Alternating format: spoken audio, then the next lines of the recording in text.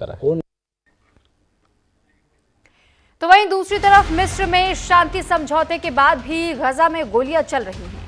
Hamas का एक नया वीडियो सामने आया है जिसमें कि बंदूकधारियों ने घुटनों पर बैठाकर कुछ लोगों पर ताबड़तोड़ फायरिंग की। बताया ये गया कि ये गद्दार थे, इजरायल के लिए मुखबिरी कर रहे थे, लिहाजा अब गाजा में हमास मजबूत हुआ तो आतंक फिर से अपना बरपाना शुरू कर दिया उसने।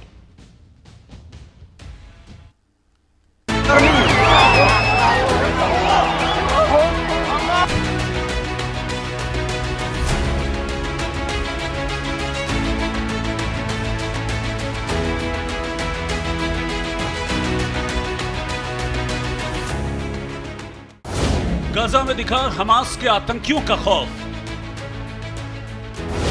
जब ट्रंप मिस्र में शांति समझौता करा रहे थे तो हमास गाजा में अपने विरोधियों को सड़क पर गोली मार रहा था। हमास ने 8 लोगों को इजरायली जासूस बताकर गोली मार दी, आंखों पर पट्टी बांधी, सड़क पर बिठाकर फायर कर दिया। इजराइल और गाजा के बीच हुए सीज फायर के ऐलान के बावजूद हमास ने हथियार नहीं छोड़े हैं। हमास का एक नया वीडियो सामने आया है जिसमें बंदूकधारियों ने घुटनों पर बैठाकर कुछ लोगों पर ताबड़तोड़ गोलियां चला दी। यह वीडियो 14 अक्टूबर की शाम का बताया जा रहा है। इसमें हमास के हथियारबंद कमांडर ने 8 लोगों को घुटनों पर बिठाया हुआ है। इनके हाथ बंधे हुए हैं और आंखों पर पट्टी है। इन सभी लोगों को गोलियों से भून दिया गया। गोलियों की आवाजों के बीच भीड़ अल्लाहू अकबर के नारे लगा रही थी।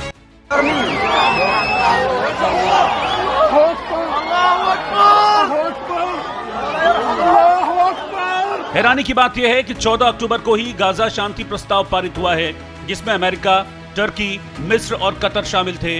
इसके बावजूद हमास के लड़ाकों ने गाजा में हमले नहीं रोके। यानी जब ट्रंप मिस्र में शांति समझौता करा रहे थे तो हमास गाजा में अपने विरोधियों को सड़क पर गोली मार रहा था। अजीब बात है कि हमास दुनिया की इकलौती फौज है जो युद्ध के दौरान नागरिकों के कपड़ों और शांति के दौरान मिलिट्री ड्रेस में घूमती है। बताया गया कि सिर्फ पिछले 48 घंटों में ही 50 से ज्यादा लोगों की हत्या की जा चुकी है। इधर खुद को People's Army Forces of Northern Gaza कहने वाले एक गाजा मिलिशिया का कहना है कि उसका उत्तरी गाजा के कई हिस्सों पर नियंत्रण है और वो इन इलाकों में लौटने वाले गाजावासियों को सुरक्षा प्रदान करने को तैयार है। यहाँ से हमास को दूर रहने को कहा गया है। 2 साल की तबाही के बाद गाजा में युद्ध आखिरकार रुक गया, लेकिन सवाल अब भी वही है, क्या ये असली शांति है या बस एक ठहराव? हजारों बच्चे मारे गए, लाखों लोग बेघर हुए और शहर मलबे में बदल गए। अंतर्राष्ट्रीय अदालतों, ICJ, ICC और संयुक्त राष्ट्र की रिपोर्टों ने इसे संभावित जनसंहार बताया है। क्या गाजा का पुनर्निर्माण होगा? क्या ये हथियारबंद फिर से गाजा को बसने देंगे? क्योंकि इससे पहले 1990 में ऑस्लो एकॉर्ड के अनुसार भी समझौते हुए थे। उनमें क्या हुआ? PLO ने लड़ाई बंद कर दी, बदले में उन्हें गाजा पट्टी और वेस्ट बैंक पर नियंत्रण मिल गया। फिर वो नाम बदलकर हमास बनकर लड़ने लगे। खैर, गाजा में मानवीय सहायता के ट्रकों की संख्या बढ़ रही है। सवाल यह है कि क्या ये खंडहर फिर से हरे भरे होंगे?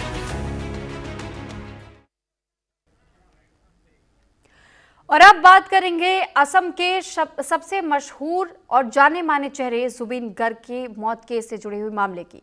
दरअसल जुबीन गर्ग मौत केस मामले को लेकर बक्सा जेल के बाहर हिंसा हुई और यह हिंसा इस वजह से भी हुई क्योंकि जब यहां आरोपियों को लाया गया तो यहां